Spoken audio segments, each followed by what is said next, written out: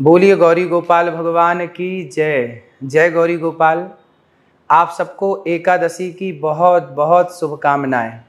इस बार फिर कन्फ्यूजन है कि एकादशी कब है, तो आपको बता दूं कि आषाढ़ मास के कृष्ण पक्ष की जो एकादशी है इस तारीख इस बार 22 जून 2025 को आ रही है। तो आप 22 जून को ही एकादशी करें, क्योंकि द्वादशी युक्त एकादशी 22 जून को है। और इस एकादशी का नाम है योगिनी एकादशी। इसे योगिनी एकादशी क्यों कहा जाता है? कहते हैं कि एक बार कुबेर के दरबार में, कुबेर के राज्य में, स्वर्ग लोक में जो कुबेर जहाँ विराजते हैं, तो कुबेर भगवान शिव के बहुत बड़े पुजारी हैं। एक दिन अपने हेम नाम के माली को कुबेर ने कहा कि जाओ बगीचे से भगवान शंकर के लिए पुष्प लेकर के आओ।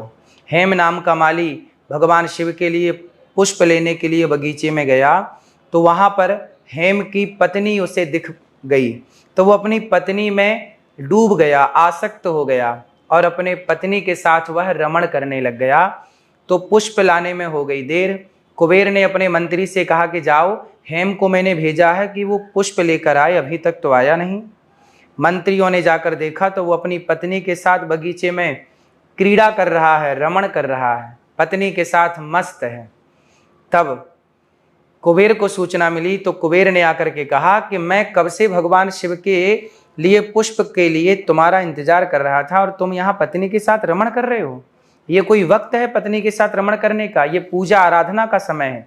जाओ, मैं तुम्हें श्राप देता हूँ। कुबेर ने श्राप दे दिया हेम नाम के माली को कि जाओ, मैं तुम्हें श्राप देता हूँ कि तुम कोढ़ी हो जाओ और मृत्यु लोक में जाकर के बीमारियों से घिर जाओ। श्राप लगते ही हेम नाम का माली इस मृत्यु लोक में आ गया और कोढ़ का रोग हो गया। ना उसे नींद आती, ना भूख लगती, दर दर की ठोकर खाता, कष्ट से शरीर जला जा रहा है। तब उसे मार्कंडेय जी का दर्शन हुआ। मार्कंडेय जी से कहा कि हे गुरुदेव, मैं इस पाप से, इस बीमारी से कैसे बचूं? तब मार्कंडेय जी ने पूछा कि तुम्हें ये सब बीमारी हुई कैसे? तब कहा कि मैंने पूजा के समय पे पत्नी के साथ रमण किया और मैंने कुबेर जी की आज्ञा का उल्लंघन किया। भगवान शिव की पूजा में देर हुई, इसलिए मुझे कुबेर जी ने श्राप दिया है। तब मार्कंडेय जी ने कहा कि आपने बिल्कुल सच बताया, इसलिए जाओ, अब आषाढ़ मास के जो कृष्ण पक्ष की एकादशी आएगी, जो कि इस बार 22 जून को है, तो आप भी इस योगिनी एकादशी को करेंगे तो आप इस कोढ़ के रोग से मुक्त हो जाएंगे। तब कुबेर के श्राप से मुक्ति के लिए मार्कंडेय जी ने कहा कि हेम, तुम इस एकादशी का व्रत करो।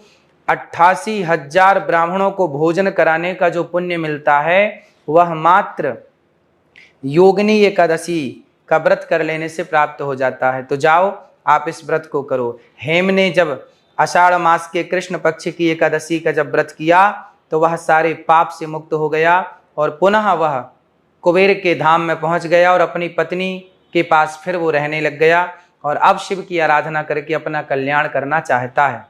कुल मिलाकर के व्यक्ति से जाने अनजाने में कोई पाप हो जाए तो उस पाप की निवृत्ति के लिए हमें यह योगिनी एकादशी अवश्य करनी चाहिए।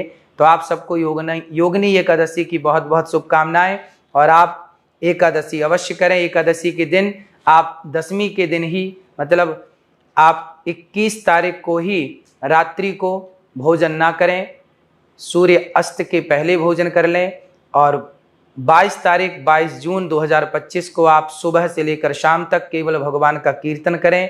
भूख लगने पर आप फल खा सकते हैं, फलाहार कर सकते हैं और भगवत चिंतन करते हुए आप 23 तारीख को चावल का दाना खाकर, चावल खाकर भोग लगाकर और 23 तारीख को व्रत का पारण करें।